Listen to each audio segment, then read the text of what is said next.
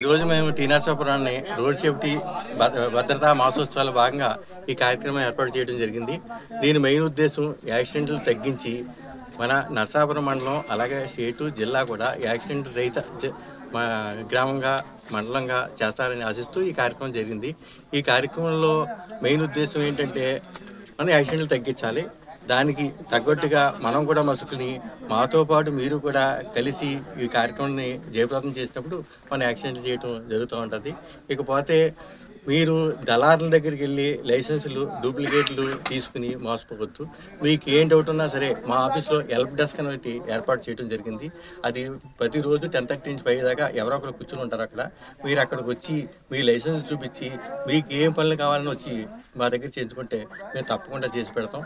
వాళ్ళు లేనప్పుడు నా దగ్గరికి వచ్చిన మా ఇన్స్పెక్టర్ గారు సురేష్ గారి దగ్గరికి వచ్చినా సరే మేము ఫుల్గా మేము కోఆపరేట్ చేస్తామని తెలియపడుతున్నాం.